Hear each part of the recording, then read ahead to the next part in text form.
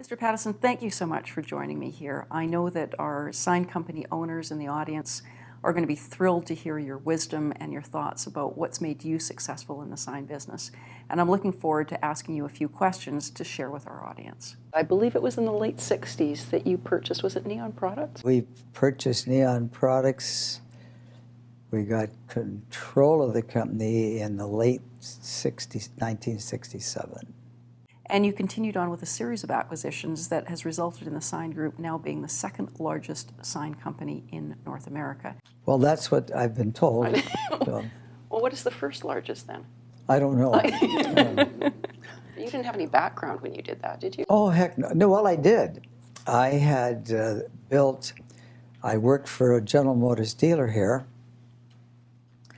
and I built, at that time, the largest freestanding electrical sign in the world. Really? And it's sitting up in Broadway right now, Broadway between Oak and Granville. And I built that sign in 1959. Tell me, what first attracted you to the sign business? I liked neon. I actually applied to the company that we own today for a job. Is that right? The sales manager's name was Harold Ness, and I applied to him, and he said that I was too young. So I didn't. So then I got a job selling used cars. But I really wanted to get in the sign business because I was very interested in signage. But so that was my long story. So you built this gigantic neon sign. Yeah, it's still there. It's up in Broadway here in Vancouver. And why so big? Because I thought I'd sell cars, and it did. The month that I built that sign, the first month I built that sign in Vancouver, our dealership sold over 1,000 cars. Wow. In that month. We opened it. Now, how much We did it paid cost? for the sign the month we opened it. What's your best memory about the sign business? Building the big sign Yeah, that I I sold bet. 1,000 Thought cars. you might say that. That was my best memory. Would you have any advice to offer to sign business owners who started off in sales? No, I think if you really like sales and you're not good with numbers, the first person to hire is a good numbers guy and a good accountant. That's the best thing to do. So if I'm the sign owner, I'm the only guy right now, my very first hire should be a numbers guy. Well, providing you got the revenue to afford it. Okay, that would be my first step then? Yeah, you got to make enough money that you can afford it. But if you're going to build a business and you're not familiar with numbers and all the things like return on invested capital and that type of thing, I would be very keen on hiring a strong numbers person, but not till I could afford it. What about motivation? What do you find is helpful in terms of you motivating your manager? Hiring the right people. Yeah. Everything's the people. Everything is people. And after that, they continue to be motivated in their own Well, that's ways? up to them. I mean, if they don't, they won't survive. I mean, if you're in the selling business, which everybody is one way or another, or the merchandising business, it all starts with the customer. Yeah. So you have to have revenue to pay the bills.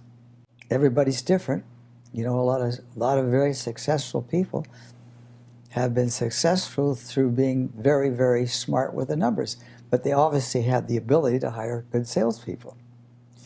Good salespeople sometimes get to the top, but you can't do anything alone. Right. Zero. Well, maybe you can. I've never been able to put it that way. You always have to have people. Now, what about the commoditization of the sign industry? There's certainly a perception out there by many sign business owners that it's really all about price. The only thing the customer cares about is what the price is, and they don't have enough knowledge about what they're buying in order to make an intelligent decision. Well, that's up to the salesperson to show them why it isn't. You got to have a reason to deal with the customer, right? Right. The customer's got to have a reason to deal with the supplier. And so it's up to the salesperson to show them why, whatever your price is, that they're getting value, and all you can do is do the best you can and still make money. And if you can't make money, why do it? What keeps you thrilled about coming into the office? What excites you about being here? Well, other things excite other people. I like business, I like work, I like people. And I haven't found anything I like better than going to work. Business is all people. And you're dealing with people that give you headaches sometimes. Other people, it's rewarding to see them grow. A guy like Don, who runs our sign company, guy worked for the government in Edmonton, New Brunswick. Mr. Pattison, you've seen the sign business evolve over the last 50 years, and obviously there's been significant change. What's your prediction for the next 50 years in the sign industry? I don't know where they're going. All I know is going to be different. The question is, it's going to be different a number of times between now and the next 100 years, because business is changing all the time. Everything's changing. The only difference today is the speed of the change. Unless you're innovative, unless you are prepared to think in your own mind that you've got to change, and if you're set in your ways, you aren't going to make it in most things. So it's really taking advantage of the opportunity as change occurs. Yeah, embrace it. Don't fight it. You just don't know about all the mistakes I've made getting to where we are. I can tell you, nobody has made more mistakes than I have, that I know of. Do you want to share one? No, I don't. There's too many. Well, that's a very important attribute of successful entrepreneurs, isn't it? Yeah. Learning from your mistakes. Well, it's just you take the risk and be prepared to fail. Mr. Pattison, thank you so much for sharing your wisdom with me and with our sign company owners and the attendees at our Sign Expo Canada Gala 2016. It's been a pleasure. Okay, thank you. Mr. Pattison, thank you very much for taking the time to record this for our audience at the Sign Expo Canada 2016 banquet dinner. Well, thank you for being here. Yeah, well, thank you. Your leadership, combined with the innovation and accomplishments of the Pattison Sign Group, are unequaled. You're an amazing Canadian success story, and you're a role model and a leader and an inspiration for so many Canadian sign company owners and professionals across Canada.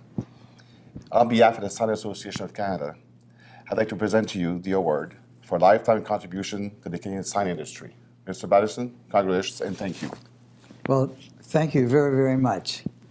Appreciate this. The sign business has been a very important business to us for years, and it's an honor for me to accept it. So thank you very much. Thank you.